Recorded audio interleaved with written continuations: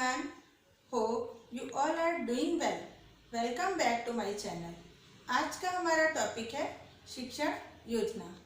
शिक्षक के द्वारा निर्धारित दक्षताओं की प्राप्ति के लिए जो शिक्षण प्रक्रिया के दौरान क्रियाकलाप किए जाते हैं उनका पूर्व अभिलेखीकरण शिक्षण योजना कहलाता है। शिक्षण योजना बनाना इसलिए आवश्यक होता है जिससे कि निर्धारित समय के अंतर्गत हम अपना टॉपिक या निर्धारित दक्षताएं जो हैं वो प्राप्ति का कार्य पूर्ण कर सकें, हमारी कक्षा क्रियाशील बनी रहे। इसके लिए आज मैं एक शिक्षण योजना आपके साथ साझा करने जा रही हूँ। ये क्लास 3 विषय संस्कृत की शिक्षण योजना है। इसमें दिनांक, कक्षा, विषय और समय मेंशन करने के बाद हम सीधे लर्निंग आउटकम पर आते हैं। लर्निंग आउटकम वे दक्षताएं होती हैं जो कि इस शिक्षण योजना के द्वारा बच्चे में विकसित करते हैं। हमारी लर्निंग आउटकम्स है, पहला, बच्चे शुद्ध उच्चारण के साथ संस्कृत शब्दों को पढ़ लेते हैं। दूसरा, बच्चे कठिन शब्दों के अर्थ बता लेते हैं। तीसरा, बच्चे हलन तथा विसर्ग का प्रयोग करके संस्कृत शब्द बना लेते हैं।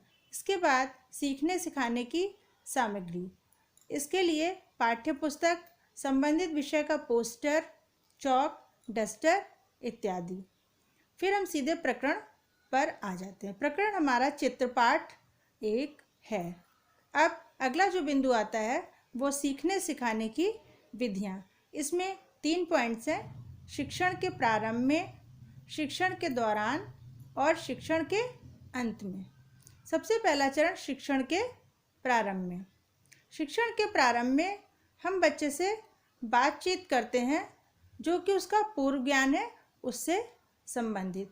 तो जो हमारा आज का पाठ है उससे संबंधित हम बच्चे से बात करेंगे कि पुस्तक है, श्यामपट्ट है या चित्र इत्यादि के बारे में उससे हम प्रश्न पूछ सकते हैं, जैसे कि पुस्तक का प्रयोग किस कार्य के लिए करते हो, श्यामपट्ट पर क्या होता है, या चित्र जो बना है हमारा कक्षा में वो किस चीज़ का चित्र है, इसमें तुम्हें कौन कौन सी चीज़ें दिखाई दे रही हैं।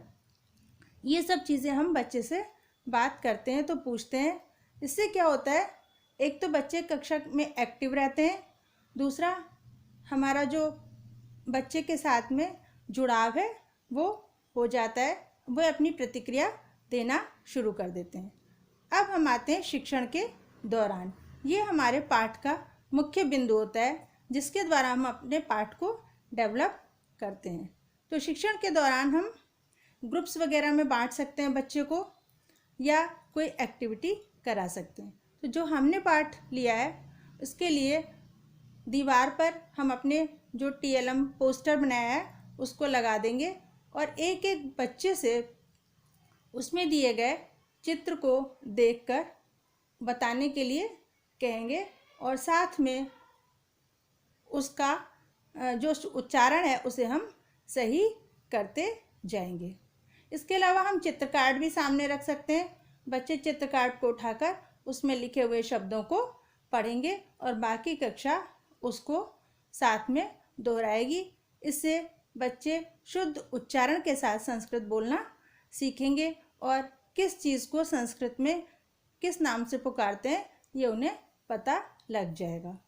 शिक्षण के अंत में, ये अंतिम पॉइंट है, इसमें हम संपूर्ण पाठ का जो है समेकित करते हुए, इकट्ठा करते हुए पाठ्य पुस्तक और बच्चों के सहयोग के साथ में पाठ का अंत करते हैं और पाठ में दिए गए शब्दों को बच्चे से पूछते हुए श्यामपट्ट पर लिखते जाते हैं और उनका अर्थ भी बताते जाते हैं और बच्चों से उनको उतारने के लिए कॉपी में कहते हैं और साथ में उसका निरीक्षण करते हैं। तो ये शिक्षण के अंत में हम अपने पाठ को इस तरह से पूरा कर सकते हैं। कुछ शब्द उनको दे करके, जैसे कि पुस्तक है या चित्र है तो या गृह शब्द है, इस तरह से ये शब्द उनको दे करके उसमें माँ जोड़ते हुए, उस पर माँ जोड़ते हुए हलंत लगाकर ग्रहम, पुस्तकम, कंदुकम, इस तरह से हलंत लगा करके संस्कृत शब्दों का निर्माण भी करवा सकते हैं। या विसर्ग लगा करके किस तरह से संस्कृत शब्द बनते हैं, जैसे राम है, राम के आगे अगर हम 2 बिंदियां या विसर्ग लगा देते हैं तो रामा, मोहना, ये शब्द संस्कृत शब्द बन जाते हैं।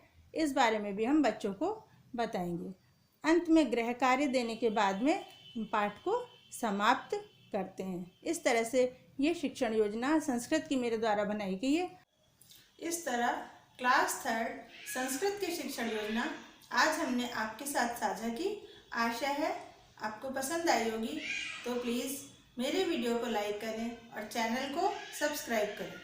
दिए गए बेल बटन को ज़रूर क्लिक करें, जिससे आगे आने वाली सभी वीडियोस के नोटिफिकेशंस आपको मिलते रहेंगे। Thank you.